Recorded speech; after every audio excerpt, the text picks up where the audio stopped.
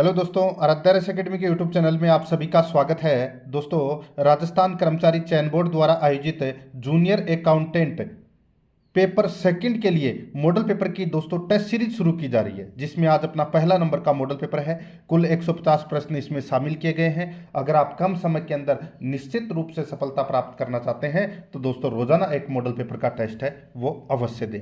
First paper के लिए भी मॉडल पेपर की टेस्ट सीरीज है वो शुरू कर दी गई है, और सेकंड पेपर के लिए भी मॉडल पेपर की टेस्ट सीरीज शुरू कर दी गई है। ठीक है, बिल्कुल परीक्षा पैटर्न के अनुसार अपन यहाँ पे चलेंगे। और आराध्या रेस एकेडमी के यूट्यूब चैनल को अगर आपने अभी तक सब्सक्राइब नहीं किया तो सब्सक्राइब जरूर करें, बेल आइकन को दबाएं, वीडियो को लाइक और अपने दोस्तों के पास में शेयर जरूर करें।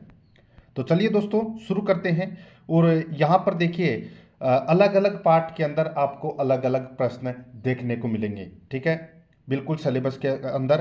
तो यहाँ पर आप देख सकते हैं, सबसे पहले अपन बही खाता एवं लेखाकर्म, इससे संबंधित अपन 25 प्रश्न हैं वो पढ़ेंगे। सिलेबस के अनुसार अपन चल रहे हैं और हूबहू आपको ऐसा ही पेपर है वो परीक्षा में देखने को मिलेगा। देखिए दोस्तों, यहाँ पे पहला प्रश्न, एक्स ने अपने मकान का बीमा कंपनी ए से 1 लाख रुपए में बीमा करवाया। ठीक है, दोबारा देखिए, एक्स ने अपने मकान का बीमा कंपनी ए से 1 लाख रुपए में तथा कंपनी बी से 1 लाख रुपए में ये बीमा करवाया अपने मकान का। ठीक है, यानी कि 1-1 लाख रुपए का बीमा करवाया दोनों कंपनियों से। देखिए दोस्तों, यहाँ पे यदि उस मकान का वास्तविक मूल्य 1,75,000 है और आग लगने के कारण उसे 1 लाख रुपए की हानि हो गई तो वह कितनी राशि वसूल कर सकता है। यानी कि उसको टोटल नुकसान है वो आग लगने से 1 लाख रुपए का हुआ है, तो कितनी राशि है वो वसूल कर सकता है।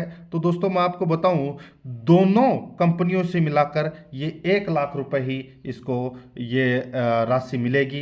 क्योंकि अगर ज़्यादा राशि अगर दे दी जाएगी तो दोस्तों ये बीमा है वो एक जुआ बन जाएगा। ठीक है, तो यहाँ पर देखिए, दोनों कंपनियों से कुल मिलाकर 1 लाख रुपए प्राप्त होंगे। तो यहाँ पर सी नंबर का जो ऑप्शन है वो इसका बिल्कुल सही उत्तर हो जाएगा। आगे देखिए, सेकंड नंबर का प्रश्न है, निम्नांकित विधियों में से किस विधि के अंतर्गत संपत्ति को उसके संपूर्ण जीवन काल तक मूल लागत पर ही दर्शाया जाता है। बताइए, निम्नांकित विधियों में से किस विधि के अंतर्गत संपत्ति को उसके संपूर्ण जीवन काल तक मूल लागत पर ही दर्शाया जाता है। तो दोस्तों इसका राइट आंसर हो जाएगा वो है हास-कोस विधि। कौन सी विधि में? हास-कोस विधि में। तो यहाँ पर सी नंबर का ऑप्शन राइट आंसर हो जाएगा। दोस्तों ये हास-कोस विधि है, ये प्रणाली है, ये सरल है, क्योंकि हास की राशि एक बार निश्चित हो जाने के बाद में दोस्तों आगामी वर्षों में ये समान रहती है। तो यहाँ पर सी नंबर का ऑप्शन बिल्कुल सही। अब यहाँ पे देखिए 3 नंबर का प्रश्न है, वर्ष 2022 में प्राप्त चंदा 80,000 रुपये, वर्ष 2021 में अदद चंदा वर्ष यह है दोस्तों 10,000 रुपये। 2021 में अदद चंदा कितना है? 10,000। और 2021 में अग्रिम प्राप्त चंदा है वो कितना है? 6,000 रुपये। और वर्ष 2022 में अदद चंदा कितना है? वो है 12,000 रुपये।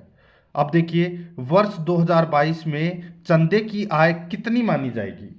वर्ष 2022 में चंदे की आय कितनी मानी जाएगी? तो दोस्तों यहाँ पर अपने को जो 2021 में जो अदद चंदा है, ठीक है, यानी कि कितना है ये? 10,000। ये 10,000 अपने को इसमें क्या करना पड़ेगा? माइनस करना पड़ेगा। बाकी तीनों को जोड़ दीजिए। दोस्तों अगर आप यहाँ पे जोड़ेंगे तो देखिए 80,000 प्लस 6,000 प्लस 12,000 तो कितने हो गए दोस्तों? ये हो गए 98,000, यानी कि 98,000। अब 98,000 में से दोस्तों अपने को ये माइनस करना है वर्ष 2021 में अदद चंदा। ठीक है, तो यहाँ पे 2022 का पूछा है तो ये माइनस कर देंगे तो कितना हो जाएगा? तो वो हो जाएगा 88,000। तो यहाँ पर ए नंबर का जो ऑप्शन है वो इसका बिल्कुल सही उत्तर हो जाएगा, 88,000। आगे देखिए, रिक्तीकरण शब्द का प्रयोग निम्नलिखित में से किसके संदर्भ में किया जाता है? बताइए किसके संदर्भ में किया जाता है? तो इसका राइट आंसर हो जाएगा वो है नाशवान संपत्ति। नाशवान संपत्ति के संदर्भ में किया जाता है। ठीक है, याद रखना दोस्तों, जो ये नाशवान संपत्तियां हैं, ठीक है, जिसके अंदर तेल के कुएं, कोयले की खान, ये आती है दोस्तों इसके अंदर। तो यहाँ पर अपना इसमें राइट आंसर बी नंबर का ऑप्शन सही। आगे देखिए 5 नंबर का प्रश्न है, रोकड़ बही के अनुसार बैंक अधिविकर्ष 50,000 रुपए है। रोकड़ बही के अनुसार बैंक अधिविकर्ष 50,000 रुपए है। पासबुक का शेष नहीं मिलने पर यह ज्ञात हुआ कि प्राप्य बिल 10,000 बैंक द्वारा सीधे ही संग्रहित कर लिए गए हैं तथा बुनाए गए 20,000 के विपत्र अनादत हो गए हैं। पासबुक के अनुसार शेष क्या होगा? तो दोस्तों पासबुक के अनुसार शेष है वो क्या होगा? तो यहाँ पर जो प्राप्य बिल 10,000 है वो बैंक द्वारा सीधे ही संग्रहित कर लिए गए हैं। तो दोस्तों अपने को यहाँ पर क्या करना है, 50,000 में से 10,000 घटाना है, कितने हो जाएंगे? 40,000। ठीक है। अब यहाँ पर देखिए बुनाए गए 20,000 के विपत्र अनादत हो गए, तो दोस्तों ये इसमें क्या हो जाएंगे? प्लस हो जाएंगे। तो कितने हो गए दोस्तों? 40 प्लस 20 कितने हो गए? 60,000। तो यहाँ पर अपना इसमें पासबुक के अनुसार जो शेष है वो 60,000 होगा। यहाँ पर ए नंबर का जो ऑप्शन है वो इसका बिल्कुल सही। आगे देखिए गार्नर बनाम मर्रे का विवाद हुआ था। तो दोस्तों ये मर्रे और गार्नर का जो विवाद है ये दोस्तों कहाँ पर हुआ था? इसका राइट आंसर हो जाएगा ये दोस्तों इंग्लैंड में हुआ था। कहाँ पर हुआ था? इंग्लैंड में। तो यहाँ पर डी नंबर का जो ऑप्शन है वो इसका राइट आंसर हो जाएगा। नेक्स्ट आगे देखिए, पट्टे पर ली गई संपत्ति को सामान्यतः हासिल किया जाता है। बताइए कौन सी पद्धति द्वारा पट्टे पर ली गई संपत्ति को सामान्यतः हासिल किया जाता है? तो दोस्तों ये किया जाता है वार्षिक पद्धति द्वारा। यहाँ पर ए नंबर का जो ऑप्शन है वो इसका राइट आंसर हो जाएगा वार्षिक पद्धति द्वारा। नेक्स्ट 8 नंबर का प्रश्न, इसमें देखिए यदि प्रारंभिक रहतिया 10,000, क्रय 30,000, प्रत्यक्ष व्यय 4,000 तथा अंतिम रहतिया 5,000 है तो बिके माल की लागत होगी। तो दोस्तों बिके माल की लागत है वो क्या होगी वो अपने को यहाँ पर क्या करना है? बताना है। दोस्तों यहाँ पे देखिए प्रारंभिक रहतिया 10,000, ठीक है, और क्रय कितना है? 30,000, ठीक है। प्रत्यक्ष व्यय कितना है? तो दोस्तों प्रत्यक्ष व्यय है वो 4,000 है, ठीक है, और अंतिम रहतिया 5,000 है। तो दोस्तों ये 5,000 है वो क्या हो जाएगा? इसमें माइनस हो जाएगा, ठीक है। तो यहाँ पर देखिए मैं आपको बताऊं 30 और 10 कितने होते हैं? 40, 40 और 4 कितने होते हैं? 44, और 44,000 में से 5,000 रुपये गए तो दोस्तों कितने बचे? 39। तो बिके माल की लागत है वो कितनी होगी? तो वो होगी 39,000। यहाँ पर ए नंबर का ऑप्शन बिल्कुल सही उत्तर हो जाएगा। देखिए बिल्कुल सिलेबस के अनुसार अपन चल रहे हैं और हूबहू आपको ऐसा ही पेपर परीक्षा में देखने को मिलेगा, इसलिए मॉडल पेपर का टेस्ट है वो आपको पूरा देना है। देखिए नए साझेदार के प्रवेश पर संपत्ति के मूल्यों में वृद्धि को क्रेडिट किया जाता है। नए साझेदार के प्रवेश पर संपत्ति के मूल्य में वृद्धि को क्रेडिट किया जाता है, किसमें? तो दोस्तों इसका जो राइट आंसर हो जाएगा वो है लाभ एवं हानि समायोजन खाता में। लाभ एवं हानि समायोजन खाता में। यहाँ पर ए नंबर का ऑप्शन बिल्कुल सही। आगे देखिए असोध्य एवं संदिग्ध ऋणों के लिए, असोध्य एवं संदिग्ध ऋणों के लिए प्रावधान करना लेखांकन की किस अवधारणा पर आधारित है? बताइए लेखांकन की किस अवधारणा पर आधारित है? तो दोस्तों ये आधारित है रूढ़िवादी अवधारणा पर, यह आधारित है। सी नंबर का ऑप्शन बिल्कुल सही। नेक्स्ट आगे देखिए मूल्यांकन की पूंजीकरण विधि का प्रयोग किया जाता है। मूल्यांकन की पूंजीकरण विधि का प्रयोग किया जाता है। तो दोस्तों ये प्रयोग किया जाता है केवल ख्याति के मूल्यांकन के लिए प्रयोग किया जाता है, केवल ख्याति के मूल्यांकन के लिए। यहाँ पर बी नंबर का ऑप्शन बिल्कुल सही उत्तर। नेक्स्ट आगे देखिए 12 नंबर का प्रश्न है, हास गणना की किस विधि के अंतर्गत संपत्ति की लागत पर ब्याज को ध्यान में रखा जाता है? हास गणना की किस विधि के अंतर्गत संपत्ति की लागत पर ब्याज को ध्यान में रखा जाता है? तो इसका राइट आंसर हो जाएगा दोस्तों वो है वार्षिक विधि से। यहाँ पर ए नंबर का ऑप्शन बिल्कुल सही, वार्षिक विधि से। नेक्स्ट 13 नंबर का प्रश्न है, स्वामी द्वारा अपने निजी उपयोग हेतु व्यवसाय से माल निकालने पर क्रेडिट किया जाएगा। स्वामी द्वारा अपने निजी उपयोग हेतु व्यवसाय से माल निकालने पर क्रेडिट किया जाएगा। तो इसका राइट आंसर हो जाएगा वो है दोस्तों, देखिए माल निकालने पर जो क्रेडिट किया जाएगा, ठीक है, तो यहाँ पर अपना इसमें राइट आंसर हो जाएगा क्रय खाता में। यानी कि drawing account debit to purchase account. तो यहाँ पर अपना इसमें राइट आंसर हो जाएगा बी नंबर का जो ऑप्शन बिल्कुल सही, परचेज अकाउंट में यानी कि क्रय खाता में, यहाँ पर बी नंबर ऑप्शन बिल्कुल सही। आगे देखिए 14 नंबर का प्रश्न है, एक्स और वाई 3:1 लाभ विभाजन के अनुपात में साझेदार हैं। वे जेड को साझेदार के रूप में शामिल करते हैं जो 8,000 रुपये की राशि ख्याति के लिए देता है। ठीक है, 8,000 रुपये की राशि ख्याति के लिए देता है। यदि नया लाभ विभाजन अनुपात एक्स वाई जेड में क्रमशः 2:1:1 है तो ख्याति की राशि जमा की जाएगी। तो दोस्तों ख्याति की राशि है वो जमा की जाएगी। तो दोस्तों मैं आपको बताऊं, एक्स और वाई के खाते में दोस्तों क्रमशः उसके त्याग के अनुसार यानी कि त्याग के अनुपात में लाई गई जो ख्याति है वो खाते में जमा की जाएगी। अब यहाँ पे अपने को त्याग निकालना है। ठीक है, तो दोस्तों मैं आपको बताऊं तो इसमें देखिए एक्स और वाई है। ठीक है, एक्स और वाई है, ये दोस्तों त्याग की राशि है वो नहीं कर रहे हैं। तो यहाँ पर जो ख्याति की राशि है वो जमा की जाएगी, यानी कि ख्याति की जो राशि है वो किसको मिलेगी, तो वो दोस्तों एक्स को ही मिलेगी। ठीक है, तो यहाँ पर अपना इसमें राइट आंसर हो जाएगा केवल एक्स को मिलेगी, सी नंबर का ऑप्शन बिल्कुल सही। आगे देखिए निम्न गलतियों में से कौन सी गलती तलपट को प्रभावित नहीं करेगी। बताइए, तलपट को प्रभावित नहीं करेगी, तो इसका राइट आंसर हो जाएगा वो है दोस्तों, इसमें देखिए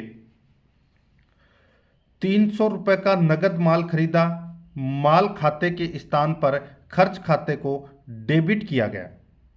ठीक है, यानी कि माल खरीदने पर कौन सी प्रविष्टि होनी चाहिए थी, तो purchase account to cash account.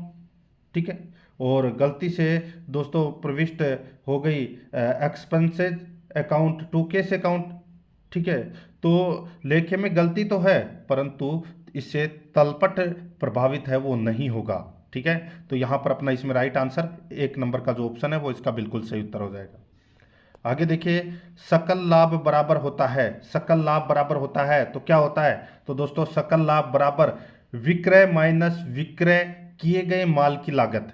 तो यहाँ पर अपना इसमें यानी कि विक्रय माइनस बेचे गए माल की लागत, यहाँ पर बी नंबर का जो ऑप्शन है वो इसका बिल्कुल सही उत्तर हो जाएगा।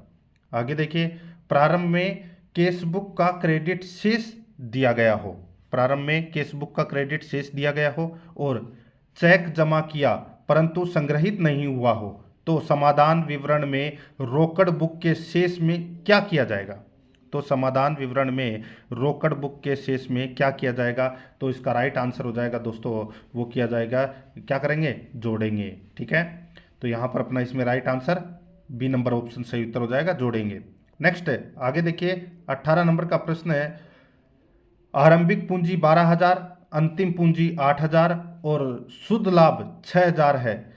तो दोस्तों मालिक का आरण क्या होगा, तो मालिक का आरण क्या होगा वो अपने को यहाँ पर क्या करना है, बताना है। तो दोस्तों देखिए प्रारंभिक पूंजी 12,000 और दोस्तों अंतिम पूंजी कितनी है 8,000 और शुद्ध लाभ कितना है 6,000। तो यहाँ पर देखिए आरंभिक पूंजी और शुद्ध लाभ ये इन दोनों को जोड़ दीजिए, 12 और 6 कितने होंगे 18, और 18 में से दोस्तों अंतिम पूंजी है वो कितनी है 8,000। तो 12 में से 8,000 गए तो कितने 18 में से 8,000 गए तो कितने बचे 10,000। तो यहाँ पर सी नंबर का ऑप्शन बिल्कुल सही 10,000।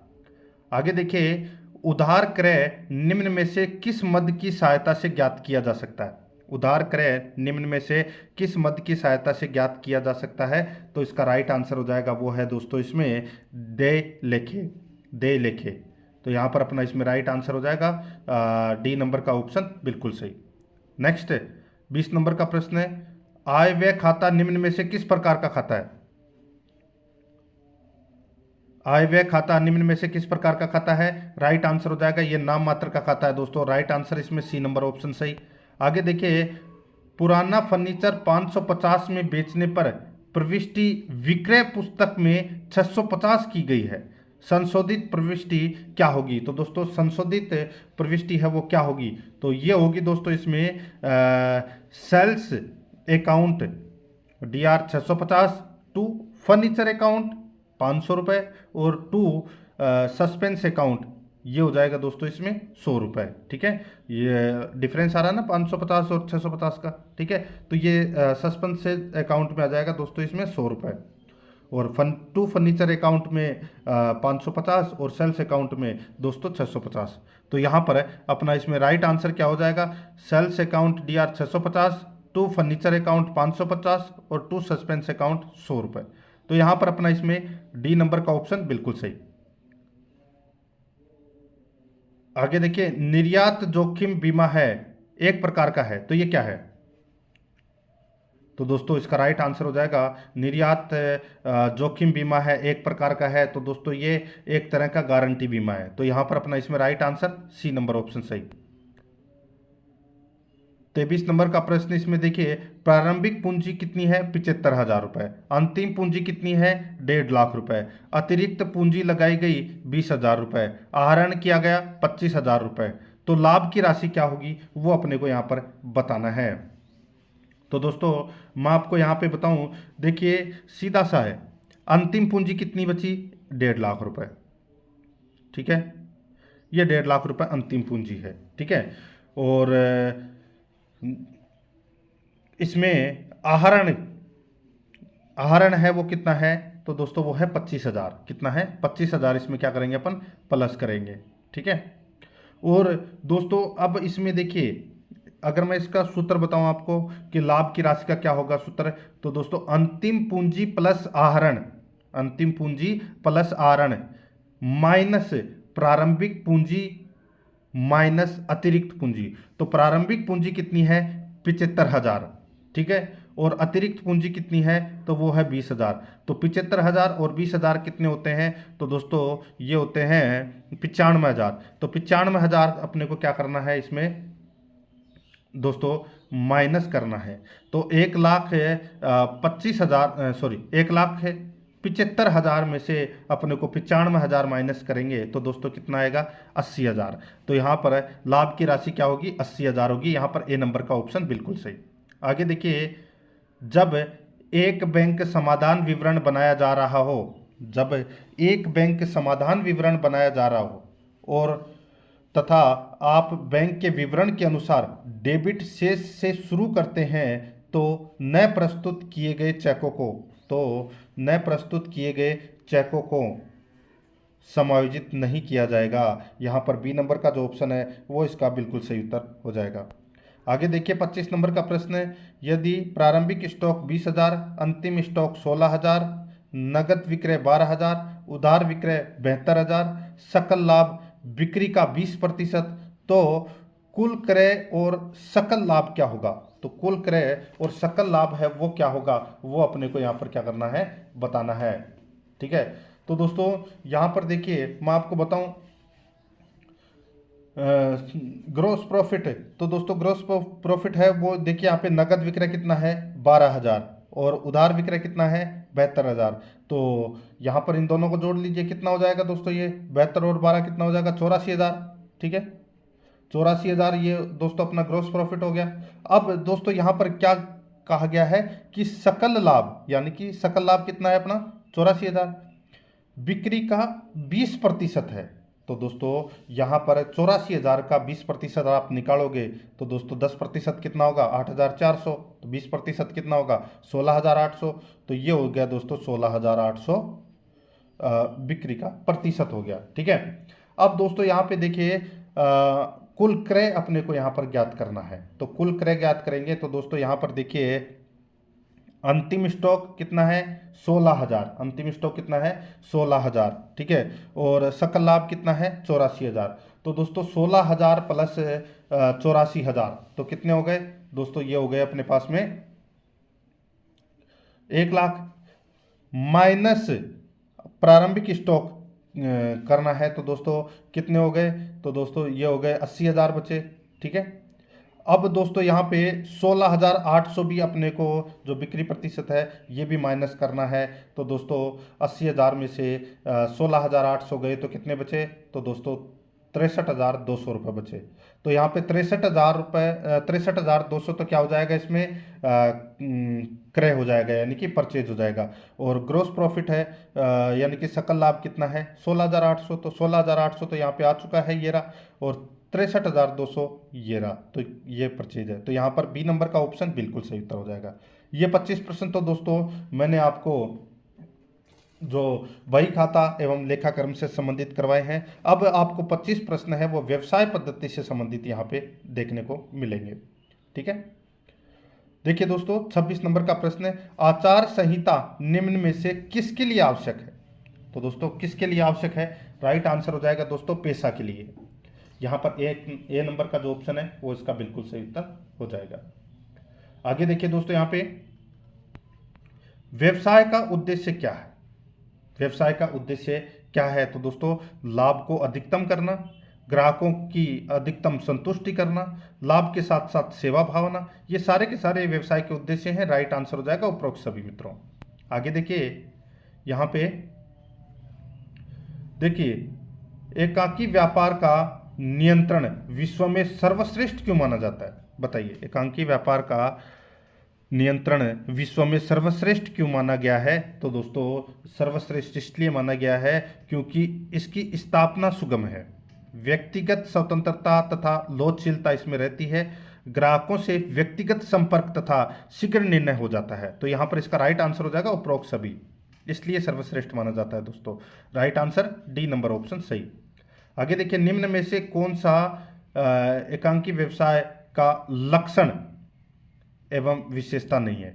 निम्न में से कौन सा एकाकी व्यवसाय का लक्षण एवं विशेषता नहीं है। तो दोस्तों इसका जो राइट आंसर हो जाएगा वो है असीमित प्रबंधन कुशलता। यहाँ पर सी नंबर का जो ऑप्शन है वो इसका राइट आंसर हो जाएगा। ठीक है, ये विशेषता नहीं है, बाकी तीनों विशेषता है इसमें। सी नंबर ऑप्शन सही। आगे देखिए, गैर बैंकिंग व्यवसाय करने वाले फर्म में साझेदारों की अधिकतम संख्या है। तो दोस्तों साझेदारों की अधिकतम संख्या है वो कितनी है, तो वो है 20। तो यहाँ पर इसमें राइट आंसर है डी नंबर का ऑप्शन सही 20। आगे देखिए दोस्तों, यहाँ पे 31 नंबर का प्रश्न है, यदि किसी साझेदारी फर्म का पंजीकरण नहीं हुआ है तो वह, यदि किसी साझेदारी फर्म का पंजीकरण नहीं हुआ है तो वह तीसरे पक्ष के विरुद्ध अपना दावा नहीं कर सकती। तो यहाँ पर सी नंबर का जो ऑप्शन है वो इसका राइट आंसर हो जाएगा। ठीक है, नेक्स्ट आगे देखिए, प्रत्येक अंशधारी को वोट देने का अधिकार होता है। प्रत्येक अंशधारी को वोट देने का अधिकार होता है। तो दोस्तों ये होता है अंशों की संख्या के अनुपात में, अंशों की संख्या के अनुपात में वोट देने का अधिकार होता है। यहाँ पर सी नंबर ऑप्शन बिल्कुल सही। आगे देखिए, कंपनी की पूंजी अनेक भागों में बटी होती है जिसे कहा जाता है। कंपनी की पूंजी अनेक भागों में बटी होती है जिसे कहा जाता है। तो दोस्तों उसे क्या कहा जाता है, तो दोस्तों बताइए, उसे कहा जाता है दोस्तों अंशे। क्या कहा जाता है, अंशे। तो यहाँ पर अपना इसमें राइट आंसर डी नंबर का जो ऑप्शन है वो इसका बिल्कुल सही उत्तर हो जाएगा, या आप इसको अंश भी बोल सकते हैं। ठीक है, तो यहाँ पर डी नंबर ऑप्शन सही। आगे देखिए, विनिमय विपत्र में अनुग्रह दिवस होते हैं। बताइए, विनिमय विपत्र में अनुग्रह दिवस होते हैं तो कितने होते हैं, तो दोस्तों ये होते हैं 3 दिन। तो यहाँ पर इसमें ए नंबर का जो ऑप्शन है वो इसका बिल्कुल सही 3 दिन। आगे देखिए, अनुग्रह विनिमय विपत्र के द्वारा, अनुग्रह विनिमय विपत्र के द्वारा एक व्यापारी दूसरे व्यापारी की सहायता करते हैं। ठीक है, यहाँ पर ए नंबर का जो ऑप्शन है वो इसका बिल्कुल सही उत्तर हो जाएगा। आगे देखिए, उपभोक्ता संरक्षण अधिनियम 1986 के अंतर्गत उपभोक्ता से आशय है। उपभोक्ता से क्या आशय है, तो दोस्तों उपभोक्ता से आशय है, देखिए यहाँ पे माल क्रय करके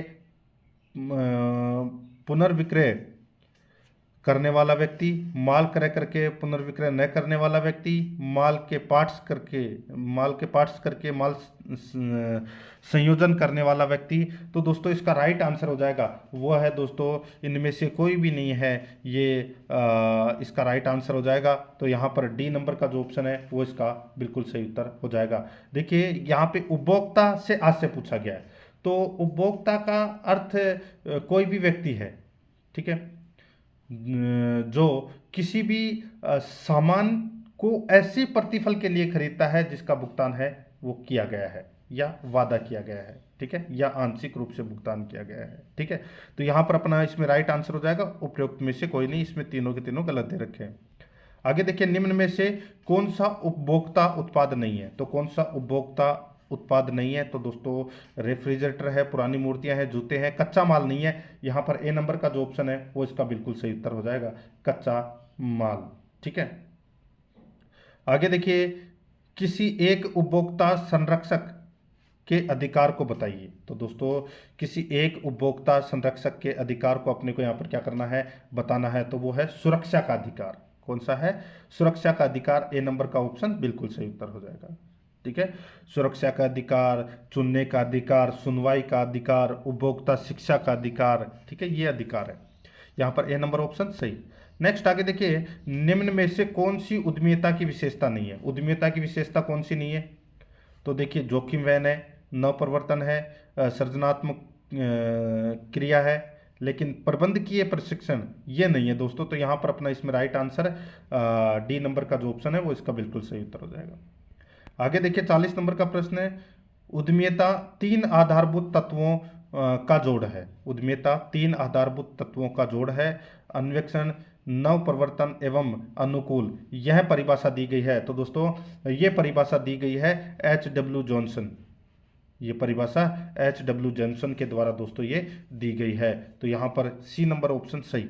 नेक्स्ट आगे देखिए, समन्वय एक मानवीय प्रक्रिया है और प्रबंधक अपने व्यक्तिगत आचरण द्वारा इसकी स्थापना की जाती है, यह परिभाषा दी है। तो दोस्तों ये परिभाषा किसने दी है?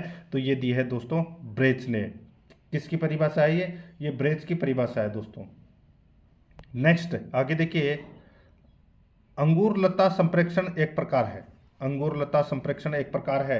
तो दोस्तों ये प्रकार है अनौपचारिक संप्रेक्षण का। किसका है? अनौपचारिक संप्रेक्षण का। तो यहाँ पर बी नंबर ऑप्शन बिल्कुल से।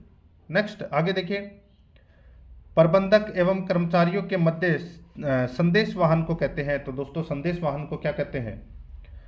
तो इसका राइट आंसर हो जाएगा, उसे कहते हैं दोस्तों अंतर स्तरीय। क्या बोलते हैं? अंतर स्तरीय। यहाँ पर सी नंबर ऑप्शन बिल्कुल सही। आगे देखिए, निम्न में से विज्ञापन का कार्य नहीं है। बताइए विज्ञापन का कार्य क्या नहीं है? दोस्तों विज्ञापन का कार्य क्या होता है? बिक्री को बढ़ाना, विक्रेताओं को प्राप्त करना, ठीक है, गुणों में विश्वास पैदा करना, ग्राहकों को बनाए रखना, व्यवसाय की धाक जमाना, ठीक है, ये विज्ञापन के कार्य होते हैं, ठीक है। तो यहाँ पर देखिए, विज्ञापन भुगतान द्वारा किया जाता है, ये गलत हो जाएगा दोस्तों। तो यहाँ पर अपना डी नंबर का जो ऑप्शन है वो इसका बिल्कुल सही उत्तर हो जाएगा, ठीक है। आगे देखिए दोस्तों, यहाँ पे विज्ञापन का उद्देश्य उपभोक्ताओं को शिक्षा देना, विक्रेताओं को सहयोग करना, डीलरों को प्रतिस्पर्धा का सामना करने के लिए तैयार करना है, यह परिभाषा दी है। तो दोस्तों ये परिभाषा है वो किसने दी है? तो ये R.S. डावर ने दी है दोस्तों, ये परिभाषा R.S. डावर ने। नेक्स्ट आगे देखिए, यहाँ पे सामान्य अंशों में जोखिम की मात्रा होती है। सामान्य अंशों में जोखिम की मात्रा है वो अधिकतम होती है दोस्तों, ठीक है। तो यहाँ पर अपना इसमें राइट आंसर ए नंबर का ऑप्शन बिल्कुल सही, अधिकतम होती है। आगे देखिए, इसमें से ऋण पत्र का प्रकार नहीं है। इसमें से ऋण पत्र का प्रकार नहीं है, तो वो कौन सा नहीं है? तो वो है दोस्तों अपवर्गीय ऋण पत्र। तो यहाँ पर डी नंबर का जो ऑप्शन है वो इसका बिल्कुल सही, अपवर्गीय ऋण पत्र। आगे देखिए, अनुशासनहीनता से बचने के उपाय है। अनुशासनहीनता से बचने के उपाय है। तो दोस्तों देखिए, यहाँ पे संस्था के स्पष्ट लक्ष्य होना एवं सभी सदस्यों को इसकी पूर्ण जानकारी होना, बिल्कुल सही है। कर्मचारियों की प्रतिवेदनाओं का त्वरित निस्तारण, आपसी सद्भाव व विश्वास बनाए रखना, ये सभी के सभी हैं, ये अनुशासनहीनता से बचने के उपाय हैं। तो यहाँ पर अपना इसमें राइट आंसर हो जाएगा उपरोक्त सभी, डी नंबर ऑप्शन बिल्कुल सही। आगे देखिए, जब कर्मचारियों को सजा या दंड के भय से नियमों का पालन करवाया जाता है, यह अनुशासन की पद्धति कहलाती है। तो दोस्तों यह अनुशासन की पद्धति कहलाती है। तो इसका राइट आंसर हो जाएगा वो है ऋणात्मक अनुशासन की पद्धति कहलाती है दोस्तों। राइट आंसर हो जाएगा बी नंबर ऑप्शन सही। नेक्स्ट आगे देखिए, किसी भी संगठन के प्रभावी रूप से कार्य करने की क्षमता का भंग कर देती है। किसी भी संगठन के प्रभावी रूप से कार्य करने की क्षमता का भंग कर देती है। तो इसका राइट आंसर हो जाएगा वो है अनुशासनहीनता। यहाँ पर ए नंबर का ऑप्शन बिल्कुल सही उत्तर हो जाएगा। देखिए अब अपन आगे जो 25 प्रश्न करने जा रहे हैं वो है लेखा परीक्षा से संबंधित ये प्रश्न होंगे। ठीक है, आगे देखिए, कंपनी अधिनियम 2013 की कंपनी के लागत अंकेक्षण से संबंधित धारा है। कंपनी अधिनियम 2013 की कंपनी के लागत अंकेक्षण से संबंधित धारा है, तो वो धारा कौन सी है दोस्तों? वो है धारा 148 है। यहाँ पर डी नंबर का ऑप्शन बिल्कुल सही उत्तर हो जाएगा, धारा 148। ठीक है, आगे देखिए दोस्तों, इसमें नगद बिक्री का प्रमाणन करते समय निम्न में से किसे संबंधित प्रमाणक नहीं माना जाता है? नगद बिक्री का प्रमाणन करते समय निम्न में से किसे संबंधित प्रमाणक नहीं माना जाता है? इसका राइट आंसर हो जाएगा वो है दोस्तों विक्रय बही। तो यहाँ पर ए नंबर का जो ऑप्शन है वो इसका बिल्कुल सही विक्रय बही। आगे देखिए 53 नंबर का प्रश्न है। इसमें देखिए यहाँ पर इसमें देखिए AAS 1 में कितने सिद्धांत सूचीबद्ध हैं जो ऑडिटर्स के पेशेवर दायित्व को नियंत्रित करते हैं? तो दोस्तों इसका राइट आंसर क्या हो जाएगा? वो है दोस्तों 9। कितने हैं? 9 राइट आंसर हो जाएगा। यहाँ पे ए नंबर का जो ऑप्शन है वो इसका बिल्कुल सही उत्तर हो जाएगा इसमें। ठीक है, आगे देखिए दोस्तों, इसमें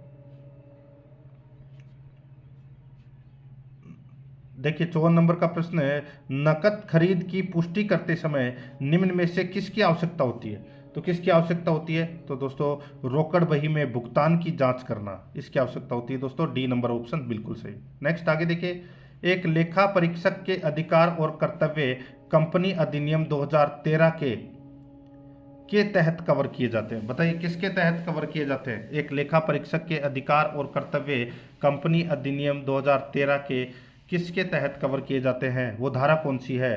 तो दोस्तों इसका राइट आंसर हो जाएगा वो है धारा 143 के तहत। यहाँ पर सी नंबर ऑप्शन बिल्कुल सही। आगे देखिए, सहकारी संस्थाओं का अंकेक्षण होता है, तो दोस्तों ये होता है वैकल्पिक। यहाँ पर सी नंबर ऑप्शन सही वैकल्पिक होता है। आगे देखिए, निम्न में से सत्य कथन को अपने को यहाँ पर क्या करना है? चुनना है। सत्य कथन कौन सा है? देखिए दोस्तों यहाँ पे सत्य कथन मैं आपको डायरेक्ट बता रहा हूं। देखिए, आंतरिक अंकेक्षण व आंतरिक निरीक्षण दोनों आंतरिक नियंत्रण के अंग हैं। बिल्कुल सही है। तो दोस्तों यहाँ पर सी नंबर का जो ऑप्शन है वो इसका बिल्कुल सही उत्तर इसमें हो जाएगा। ठीक है, ये आपको इसमें याद रखना है मित्रों। आगे देखिए, यहाँ पे 58 नंबर का प्रश्न है। देखिए, पशु संपत्ति का सत्यापन किया जाएगा, पशु संपत्ति का सत्यापन किया जाएगा, तो इसका राइट आंसर हो जाएगा दोस्तों वो है क्रय की रसीदों एवं पशु संपत्ति रजिस्टर की जांच एवं स्वयं निरीक्षण द्वारा ये सत्यापन किया जाएगा। राइट आंसर इसमें ए नंबर ऑप्शन सही। नेक्स्ट आगे देखिए, स्टॉक लेना अंकेक्षक का दायित्व नहीं है, यह निर्णय किस वाद में लिया गया था? यानी कि किस वाद में लिया गया था? ठीक है, किस वाद में लिया गया था? स्टॉक लेना अंकेक्षक का दायित्व नहीं है।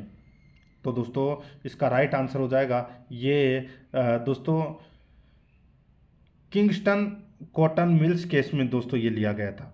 ठीक है, तो यहाँ पर अपना इसमें राइट आंसर हो जाएगा Kingston cotton mills company limited के वाद में दोस्तों ये लिया गया था। यहाँ पर ए नंबर का जो ऑप्शन है वो इसका बिल्कुल सही उत्तर हो जाएगा। आगे देखिए, 60 नंबर का प्रश्न है, भारतीय कंपनी अधिनियम 2013 की धारा 138 के तहत एक कंपनी का आंतरिक अंकेक्षक कौन हो सकता है? एक कंपनी का आंतरिक अंकेक्षक कौन हो सकता है? राइट आंसर हो जाएगा दोस्तों एक चार्टर्ड अकाउंटेंट, एक लागत लेखापाल, एक पेशेवर व्यक्ति, कोई भी हो सकता है दोस्तों। राइट आंसर हो जाएगा उक्त कोई भी। डी नंबर ऑप्शन बिल्कुल सही। आगे देखिए, जहां अनुसंधान प्रारंभ होता है वहां अंकेक्षण समाप्त होता है, वहां अंकेक्षण समाप्त होता है। तो यहाँ पर ए नंबर ऑप्शन बिल्कुल सही उत्तर हो जाएगा। आगे देखिए, हिसाब किताब के लेखों से संबंधित जो मौलिक सबूत होते हैं क्या कहलाते हैं? हिसाब किताब के लेखों से संबंधित जो मौलिक सबूत होते हैं क्या कहलाते हैं? तो दोस्तों इसका राइट आंसर हो जाएगा वो है मूल प्रमाणक होते हैं। यहाँ पर ए नंबर का ऑप्शन बिल्कुल सही, मूल प्रमाणक। नेक्स्ट आगे देखिए, विक्रय वापसी बही का प्रमाणन करने हेतु प्रयुक्त किए जाने वाले प्रमाणक हैं। विक्रय बही यानी कि विक्रय वापसी बही का प्रमाणन करने हेतु प्रयुक्त किए जाने वाले प्रमाणक हैं। तो इसका जो राइट आंसर हो जाएगा दोस्तों वो है, बताइए। तो दोस्तों वो है ग्राहकों से प्राप्त डेबिट नोट, भेजे गए क्रेडिट नोट की प्रतिलिपि, ग्राहकों के विवरण पत्र व माल आगमन पुस्तक। तो यहाँ पर इसका राइट आंसर हो जाएगा उक्त सभी। नेक्स्ट आगे देखिए, प्रमाणन का मुख्य उद्देश्य है। प्रमाणन का मुख्य उद्देश्य क्या है? तो वो है लेखों पुस्तकों की शुद्धता व सत्यता की जांच करना। यहाँ पर बी नंबर ऑप्शन बिल्कुल सही। नेक्स्ट आगे देखिए अंकेशक को अपने कार्य में उचित सावधानी व चतुराई का प्रयोग करना चाहिए। बताइए, अंकेशक को अपने कार्य में उचित सावधानी व चतुराई का प्रयोग करना चाहिए। तो दोस्तों इसका जो राइट आंसर हो जाएगा वो है, बताइए कौन से वाद में? तो किंगस्टन कॉटन मिल्स के बाद में। तो यहाँ पर अपना इसमें राइट आंसर हो जाएगा यहाँ पर सी नंबर का जो ऑप्शन है वो इसका बिल्कुल सही उत्तर इसमें हो जाएगा। ठीक है, आगे देखिए दोस्तों, यहाँ पे कंपनी अंकेशक द्वारा एक कंपनी में अंकेशक के रूप में कंपनी अधिनियम की धारा 139(1) में निर्धारित कार्यकाल पूर्ण कर लेने के बाद कितने वर्ष तक वह उसी कंपनी का अंकेशक नियुक्त नहीं किया जा सकता? बताइए। तो दोस्तों इसका जो राइट आंसर हो जाएगा वो है, वो दोस्तों देखिए यहाँ पे 5 वर्ष तक, ठीक है, उसी कंपनी का अंकेशक है वो नियुक्त नहीं किया जा सकता। तो यहाँ पर अपना इसमें right answer D number option बिल्कुल सही। आगे देखिए, कंपनी अधिनियम 2013 की धारा 66 में क्या प्रावधान है? तो दोस्तों इसका राइट आंसर हो जाएगा 66 में क्या प्रावधान है? तो दोस्तों अंश पूंजी में कमी। तो यहाँ पर अपना इसमें राइट आंसर हो जाएगा अंश पूंजी में कमी। ठीक है, धारा 66 याद रखना। आगे देखिए, निम्नलिखित में से कौन सही सुमेलित नहीं है? तो दोस्तों कौन इसमें सही सुमेलित नहीं है? दोस्तों यहाँ पे देखिए, वैधानिक अंकेक्षण अनिवार्य बिल्कुल सही है, चालू अंकेक्षण वैकल्पिक बिल्कुल सही है, प्रबंध अंकेक्षण ऐच्छिक बिल्कुल सही है, आंतरिक अंकेक्षण यहाँ पे बाध्यकार दिया गया है तो ये गलत हो जाएगा दोस्तों। आंतरिक अंकेक्षण है वो वैकल्पिक होता है। ठीक है, वैकल्पिक। तो यहाँ पर अपना इसमें ए नंबर का ऑप्शन बिल्कुल सही उत्तर हो जाएगा। नेक्स्ट आगे देखिए, एक कंपनी ने अपनी मशीन की बिक्री पर लाभ कमाया है और उस लाभांश के रूप में देना चाहती है। एक लेखा परीक्षक को इसे क्या करना चाहिए? एक कंपनी ने अपनी मशीन की बिक्री पर लाभ कमाया है और उस लाभांश और उसे दोस्तों लाभांश के रूप में देना चाहती है। एक लेखा परीक्षक को इसे क्या करना चाहिए? तो दोस्तों इसे स्वीकार नहीं करना चाहिए। तो यहाँ पर बी नंबर का जो ऑप्शन है वो इसका बिल्कुल सही उत्तर हो जाएगा।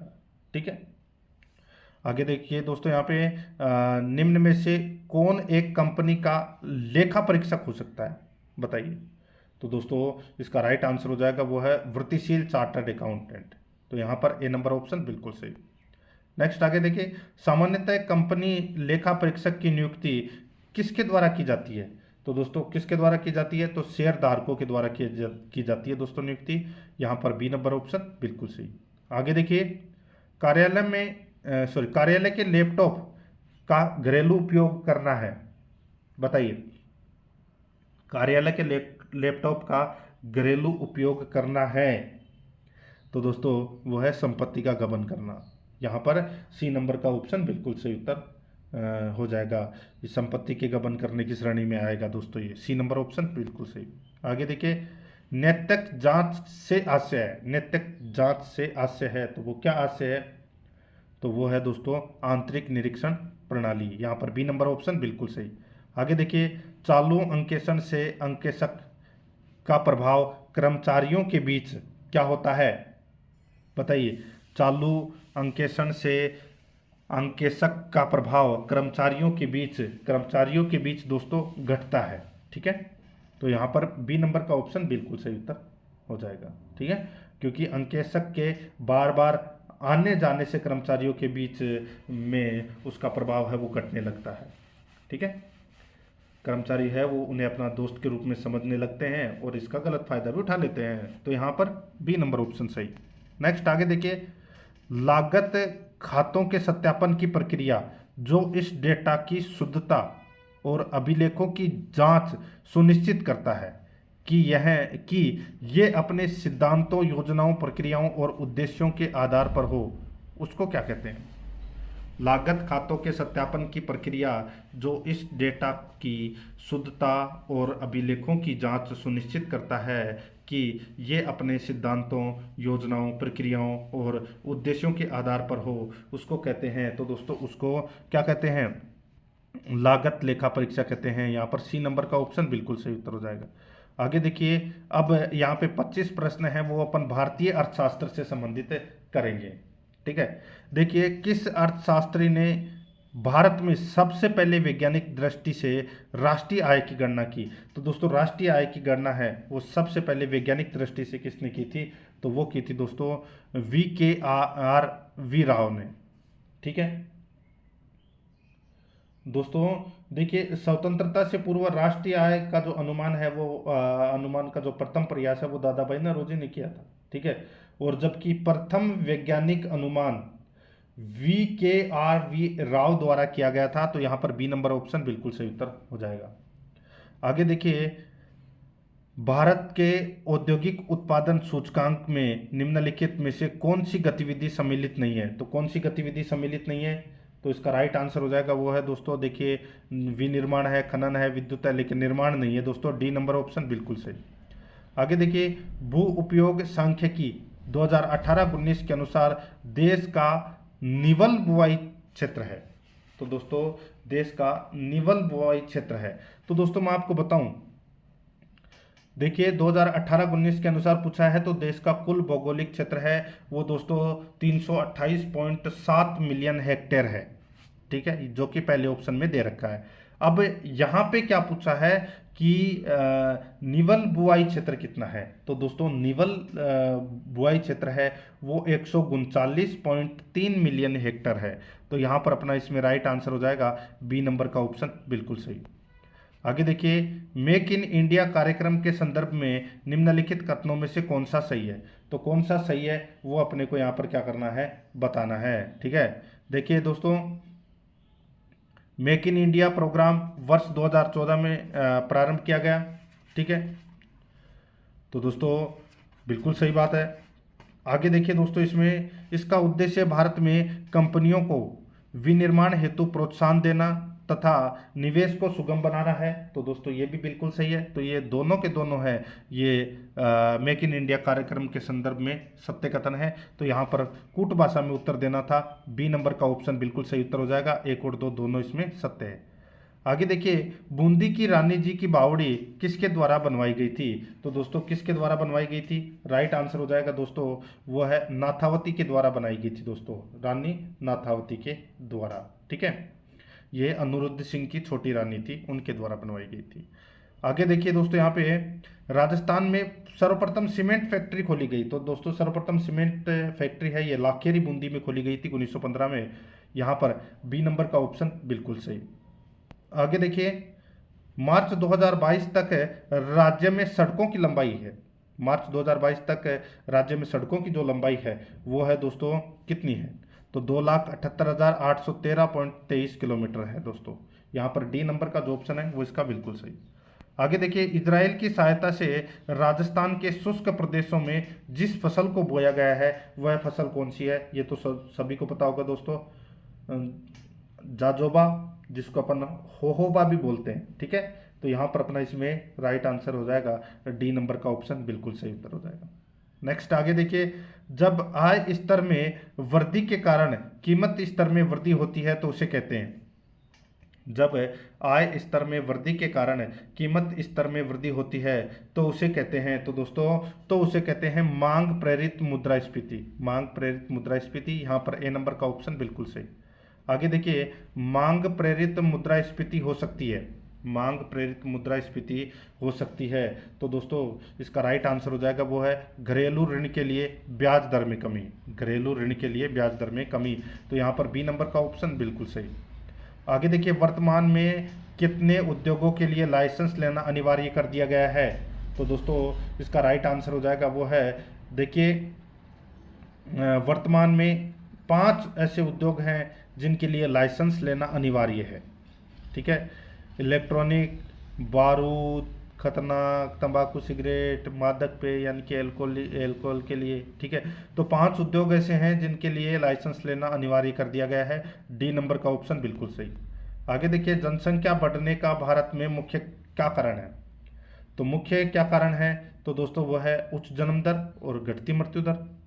ठीक है, तो यहाँ पर इसमें राइट आंसर हो जाएगा मृत्यु दर में कमी। यहाँ पर ए नंबर ऑप्शन बिल्कुल सही। आगे देखिए, जनसंख्या वृद्धि के स्वरूप में एक दीर्घ कालावधि में घटित क्रमिक परिवर्तन को क्या कहते हैं?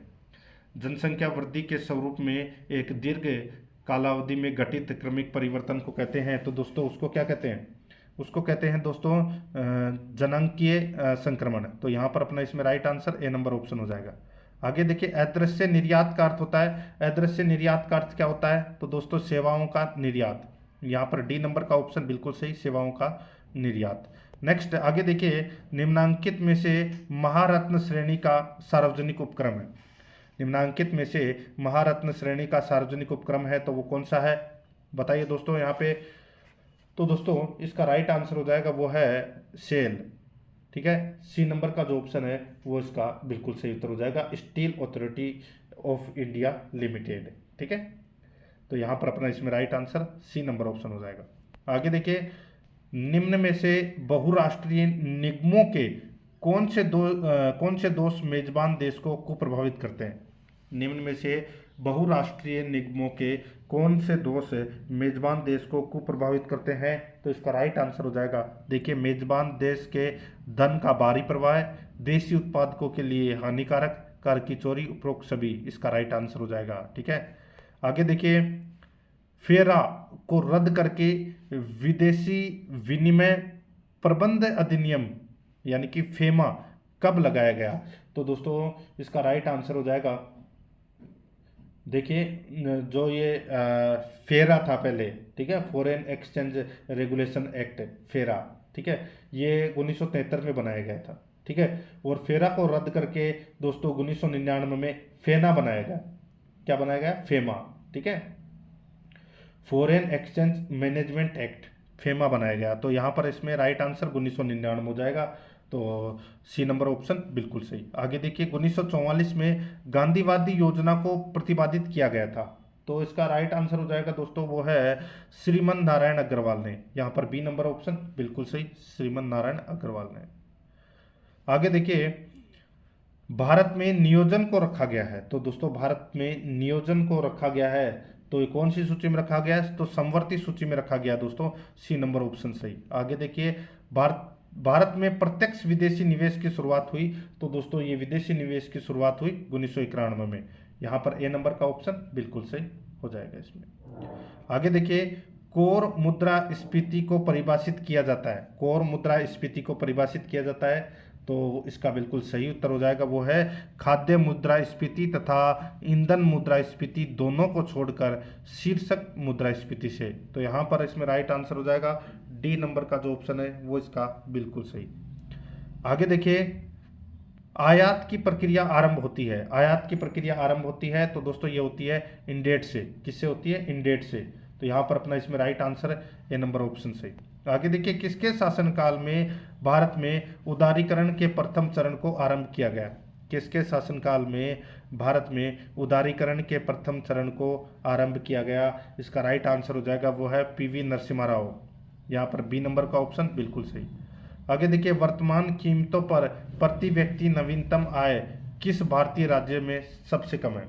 वर्तमान कीमतों पर प्रति व्यक्ति नवीनतम आय किस भारतीय राज्य में सबसे कम है? तो इसका राइट आंसर हो जाएगा वो है बिहार में। ठीक है, ये तो सभी को पता होगा दोस्तों, बिहार में। यहाँ पर ए नंबर का ऑप्शन बिल्कुल सही उत्तर हो जाएगा। आगे देखिए दोस्तों, यहाँ पे निम्न में से उदारीकरण का लाभ नहीं है। तो दोस्तों उदारीकरण का लाभ कौन सा नहीं है? तो दोस्तों यहाँ पे देखिए, उदारीकरण का लाभ है नहीं है, तो वो बेरोजगारों में बेरोजगारी में वृद्धि, ये लाभ नहीं है दोस्तों उदारीकरण का। ठीक है, बाकी तीनों है। अब दोस्तों यहाँ पे देखिए, आगे अपन राजस्थान सेवा नियम से संबंधित 25 प्रश्न है वो यहाँ पर अपन पढ़ेंगे। देखिए, सतीपूरक बत्तों में शामिल बत्ता नहीं है, बताइए, सतीपूरक बत्तों में शामिल बत्ता नहीं है तो वो कौन सा नहीं है? इसका बिल्कुल सही उत्तर हो जाएगा वो है सत्कार बत्ता। सी नंबर का ऑप्शन बिल्कुल सही, सत्कार भत्ता। आगे देखिए, राजपत्रित अधिकारी की परिभाषा में शामिल है। राजपत्रित अधिकारी की परिभाषा में शामिल है, तो यहाँ पर अपना इसमें राइट आंसर हो जाएगा। देखिए, अखिल भारतीय सेवा का सदस्य, राज्य सेवा का अधिकारी, जिसे एक अनुबंध के आधार पर नियुक्त किया गया हो तथा जिसकी नियुक्ति सरकार द्वारा राजपत्रित मान ली गई हो। तो दोस्तों ये सभी हैं वो राजपत्रित अधिकारी की परिभाषा में शामिल है। राइट आंसर हो जाएगा उक्त सभी। आगे देखिए, एक कार्मिक जो परिवीक्षा प्रशिक्षण में है उसे दी जाने वाली मासिक राशि को क्या कहा जाता है। तो दोस्तों उस राशि को क्या कहा जाता है, उसे कहा जाता है दोस्तों नियत पारिश्रमिक। यहाँ पर ए नंबर का ऑप्शन बिल्कुल सही उत्तर हो जाएगा। आगे देखिए, किसी राज्य कर्मचारी को किसी स्थायी पद को धारण करने का अधिकार कहलाता है। किसी राज्य कर्मचारी को किसी स्थायी पद को धारण करने का अधिकार कहलाता है, तो दोस्तों वो कहलाता है दोस्तों पदाधिकार। यहाँ पर डी नंबर का ऑप्शन बिल्कुल सही। आगे देखिए, निम्नांकित में से सही कथन है। बताइए निम्नांकित में से सही कथन कौन सा है, वो अपने को दोस्तों यहाँ पर क्या करना है, बताना है।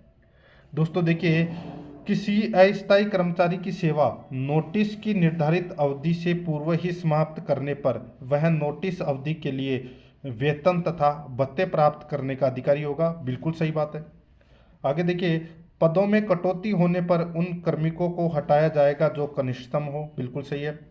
जब कार्मिक 5 वर्ष से अधिक अवधि तक भी अनुपस्थित हो तो सेवा से निष्कासित किया जा सकता है। बिल्कुल सही है। तो यहाँ पे उपरोक्त सभी इसका राइट आंसर हो जाएगा, डी नंबर ऑप्शन सही। आगे देखिए, एक सरकारी कर्मचारी के अवकाश का प्रारंभ कब से माना जाता है।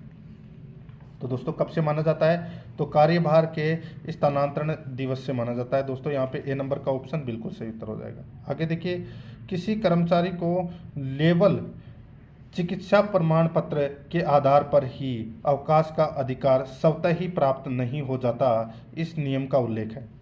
किसी कर्मचारी को केवल चिकित्सा प्रमाण पत्र के आधार पर ही अवकाश का अधिकार स्वतः ही प्राप्त नहीं हो जाता, इस नियम का उल्लेख है। तो दोस्तों इस नियम का जो उल्लेख है वो नियम 76(4) में है। यहाँ पर ए नंबर का ऑप्शन बिल्कुल सही। आगे देखिए, किसी कर्मचारी को चिकित्सा अवकाश स्वीकृत करने हेतु प्राधिकृत चिकित्सक की परिभाषा में शामिल नहीं है।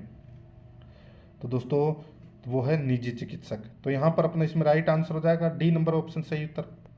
आगे देखिए, राजपत्रित अधिकारियों के अवकाश लेखों का संधारण किस नियम के तहत उल्लेखनीय है। तो वो है दोस्तों इसमें नियम 87 ख 1 में। यहाँ पर बी नंबर का ऑप्शन बिल्कुल सही उत्तर हो जाएगा। 110 नंबर का प्रश्न है, राजस्थान सेवा नियम 89 के तहत सेवानिवृत्ति दिनांक के उपरांत अनिवार्य सेवानिवृत्ति के पश्चात कौन सा अवकाश स्वीकृत किया जा सकता है। तो वो है दोस्तों इसमें कोई अवकाश देनी है। तो यहाँ पर सी नंबर का ऑप्शन बिल्कुल सही उत्तर हो जाएगा। आगे देखिए, एक कर्मचारी के अवकाश लेखों में अधिकतम कितने दिनों का उपार्जित अवकाश जमा किया जा सकता है। तो इसका राइट आंसर हो जाएगा वो है 300 दिन। यहाँ पर सी नंबर का ऑप्शन बिल्कुल सही उत्तर हो जाएगा, 300 दिन। नेक्स्ट आगे देखिए, किसी मान्यता प्राप्त सैनिटोरियम या अस्पताल में टीबी, कैंसर, कोढ़ अथवा मानसिक रोग के निदान की चिकित्सा के लिए एक समय में कितने दिन तक का उपार्जित अवकाश स्वीकृत किया जा सकता है। तो कितने दिन तक का उपार्जित अवकाश स्वीकृत किया जा सकता है। तो इसका जो राइट आंसर हो जाएगा दोस्तों वो है कितने दिन तक का, तो 300 दिन तक का। तो यहाँ पर अपना डी नंबर ऑप्शन सही। आगे देखिए, एक राज्य कर्मचारी को सेवानिवृत्ति पर लेखों उपार्जित अवकाशों की एवज में नगद भुगतान किस सेवा नियम के अधीन किया जाता है। तो दोस्तों कौन से सेवा नियम के अधीन किया जाता है, तो ये किया जाता है दोस्तों नियम 91 ख के अनुसार। तो यहाँ पर अपना इसमें राइट आंसर क्या हो जाएगा, वो है दोस्तों बी नंबर का ऑप्शन बिल्कुल सही। आगे देखिए, विश्रामकालीन विभागों के कार्मिकों पर लागू उपार्जित अवकाश संबंधित नियम है। विश्रामकालीन विभागों के कार्मिकों पर लागू उपार्जित अवकाश संबंधी नियम है। तो इसका राइट आंसर हो जाएगा वो है नियम 92, सी नंबर का ऑप्शन बिल्कुल सही। आगे देखिए, किसी कैलेंडर वर्ष की एक छमाही के बीच नियुक्त होने वाले सिविल न्यायालय के किसी अधिकारी या कर्मचारी को प्रत्येक पूर्ण माह की सेवा पर कितने दिन का उपार्जित अवकाश दे होगा। तो कितने दिन का उपार्जित अवकाश दे होगा, तो वो होगा दोस्तों 1 दिन का। यहाँ पर सी नंबर ऑप्शन बिल्कुल सही। आगे देखिए, अदेय अवकाश के संबंध में निम्न में से सत्य कथन है। अदेय अवकाश के संबंध में निम्न में से सत्य कथन है, तो वो सत्य कथन है दोस्तों, अदेय अवकाश के संबंध में प्रावधान नियम 94 में वर्णित है।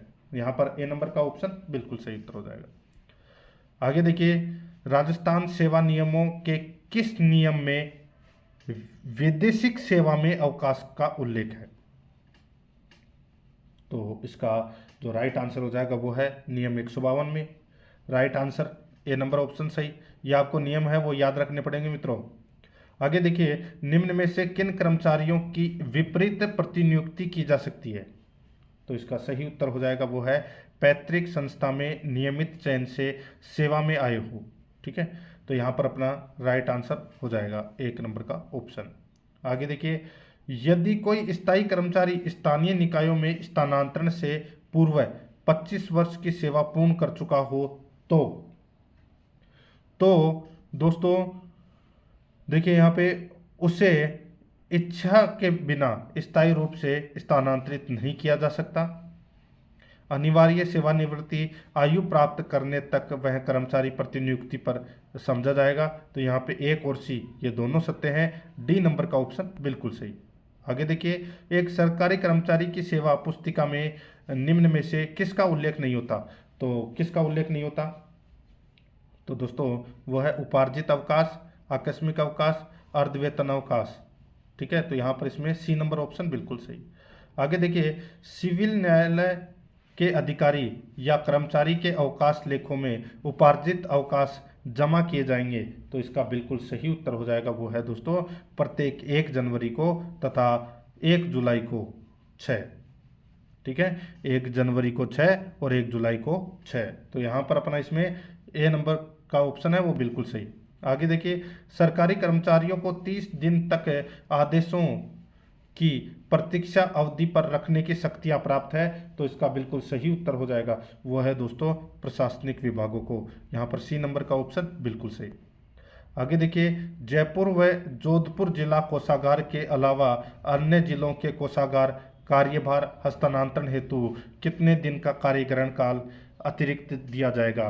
तो यहाँ पर अपना इसमें राइट आंसर हो जाएगा 3 दिन का। यहाँ पर सी नंबर का जो ऑप्शन है वो इसका बिल्कुल सही। ठीक है, आगे देखिए दोस्तों, किसी कर्मचारी का स्थानांतरण होने पर उसके आवास में परिवर्तन नहीं हो तो ऐसे स्थानांतरण को कहते हैं। तो दोस्तों ऐसे स्थानांतरण को स्थानीय स्थानांतरण कहते हैं। यहाँ पर बी नंबर ऑप्शन बिल्कुल सही।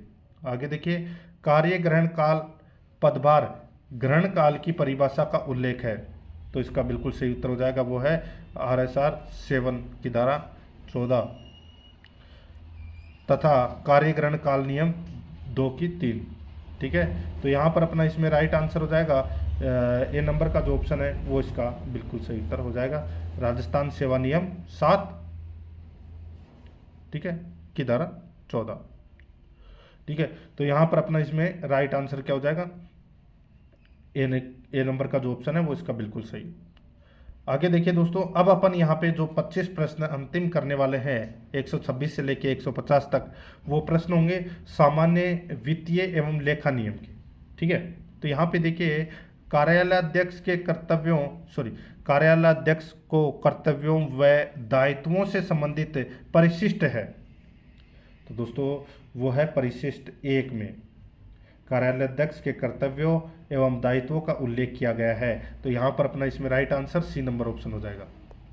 आगे देखिए, कार्यालयाध्यक्ष को अपने अधीनस्थ राजपत्रित अधिकारी को DDO घोषित करने से संबंधित नियम है। ठीक है, तो दोस्तों इसका राइट आंसर क्या हो जाएगा, DDO आहरण एवं वितरण अधिकारी घोषित कर सकेगा। तो दोस्तों इसका राइट आंसर हो जाएगा वो है नियम 3 ख। यहाँ पर बी नंबर का ऑप्शन बिल्कुल सही।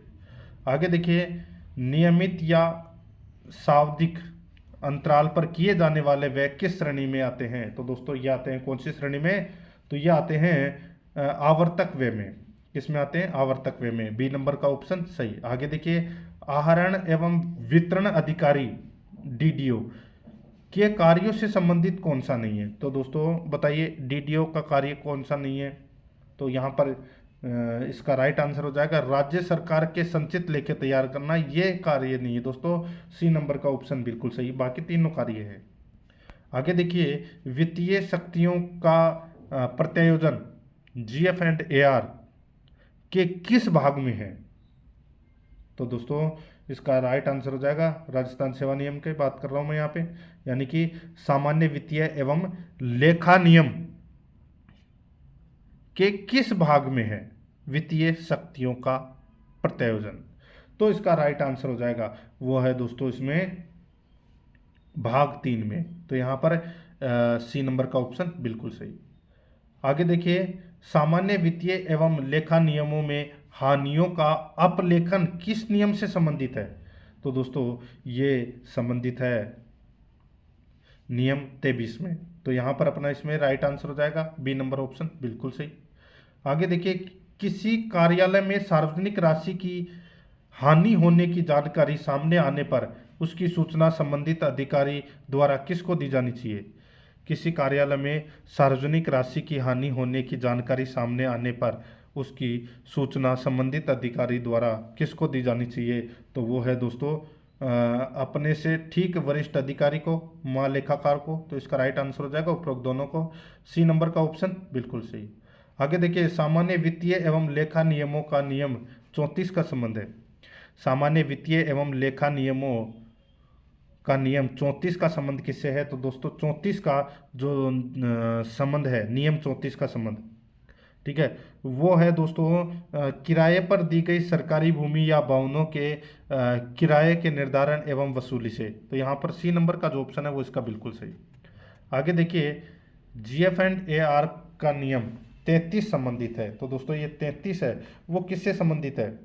तो दोस्तों ये भूमि एवं भवनों के किराए से संबंधित है। तो यहाँ पर अपना इसमें राइट आंसर हो जाएगा वो है ए नंबर का जो ऑप्शन है वो इसका बिल्कुल सही उत्तर इसमें हो जाएगा। ये आपको इसमें याद रखना है। आगे देखिए दोस्तों, यहाँ पे जीएफ एंड एआर के किस नियम के तहत सरकारी बकाया या अन्य राशि सामान्यतः विधिमान्य सिक्कों एवं नोटों के रूप में प्राप्त की जाएगी? बताइए। तो दोस्तों इसका जो राइट आंसर हो जाएगा वो है दोस्तों नियम 43 के अंतर्गत। तो यहाँ पर अपना इसमें राइट आंसर ए नंबर का ऑप्शन बिल्कुल सही। आगे देखिए, यहाँ पर देखिए EGRAS से तात्पर्य क्या है? ठीक है, तो दोस्तों मैं आपको बताऊं तो इसको बोलते हैं सामान्य वित्तीय एवं लेखा नियम में जो ये EGRAS का जो तात्पर्य है, ठीक है, ये राजकीय प्राप्तियों की इलेक्ट्रॉनिक प्राप्ति व लेखांकन प्रणाली से है दोस्तों। तो यहाँ पर अपना इसमें राइट आंसर ए नंबर का ऑप्शन हो जाएगा। आगे देखिए, जीएफ एंड एआर का नियम 45 है, यानी कि 45 किससे संबंधित है? सामान्य वित्तीय एवं लेखा नियम का नियम 45 किससे संबंधित है? तो 45 है ये संबंधित है दोस्तों सरकारी प्राप्तियों की रसीद बुकों के प्रारूप व संरक्षण से। यहाँ पर ए नंबर का ऑप्शन बिल्कुल सही उत्तर हो जाएगा। आगे देखिए, खाली रसीद बुकें किस कर्मचारी की व्यक्तिगत अभिरक्षा में ताले में बंद रखी जानी चाहिए? तो इसका सही उत्तर हो जाएगा वो है दोस्तों कैशियर रसीद पर हस्ताक्षर करने हेतु प्राधिकृत कर्मचारी। राइट आंसर हो जाएगा उपरोक्त दोनों। नेक्स्ट आगे देखिए, प्रशासनिक विभाग द्वारा वित्तीय शक्तियों से बाहर या मंत्रिमंडल के निर्णय के आधार पर जारी की गई वित्तीय स्वीकृति की सूचना दी जाएगी। तो दोस्तों ये सूचना दी जाएगी वित्त विभाग की स्वीकृति के बाद महालेखाकार को। यहाँ पर बी नंबर ऑप्शन बिल्कुल सही। आगे देखिए, जीएफ एंड एआर के नियम 66 के अनुसार हानियों के अपलेखन की सभी स्वीकृतियां प्रत्येक मामले में किसको भेजे जाने का प्रावधान है। तो किसको भेजे जाने का प्रावधान है, तो ये प्रावधान है दोस्तों महालेखाकार को। सी नंबर ऑप्शन बिल्कुल सही। आगे देखिए, कोषागारों को प्रदाय किए जाने वाले सभी चेकों का स्टॉल व उनका रिकॉर्ड संधारित किया जाता है। तो ये रिकॉर्ड संधारित किया जाता है सरकारी सिक्योरिटी प्रेस द्वारा। डी नंबर ऑप्शन बिल्कुल सही। आगे देखिए, यदि कोषागार को किसी बिल के भुगतान के संबंध में डीडीओ से जीए 106 में निर्धारित सूचनाएं प्राप्त होती है तो कोषाधिकारी भुगतान करेगा।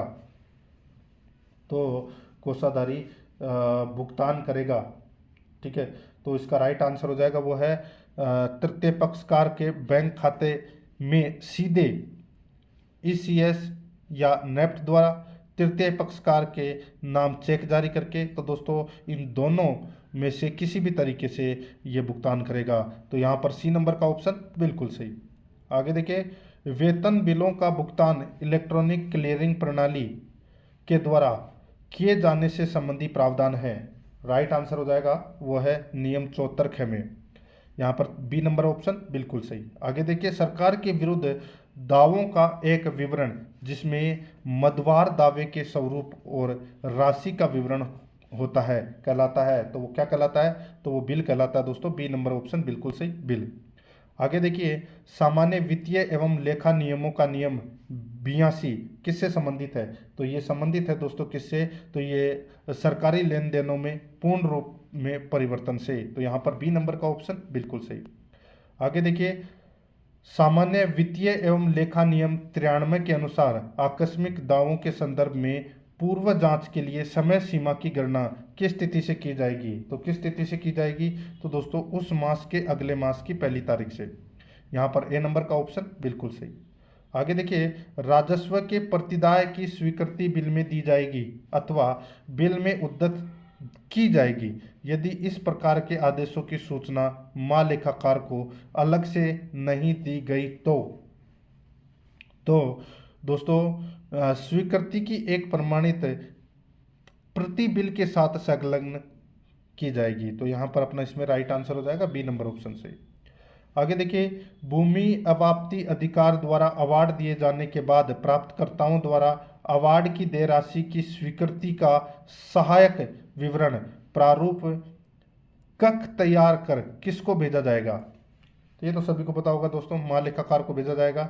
ए नंबर ऑप्शन बिल्कुल सही। नेक्स्ट आगे देखिए, सामान्य वित्तीय एवं लेखा नियमों के नियम 280(5) के अनुसार सरकार द्वारा सहायता अनुदान की राशि जारी करने से पूर्व स्वीकृत करने वाले अधिकारी द्वारा संबंधित अनुदान प्राप्तकर्ता से क्या करना आवश्यक है।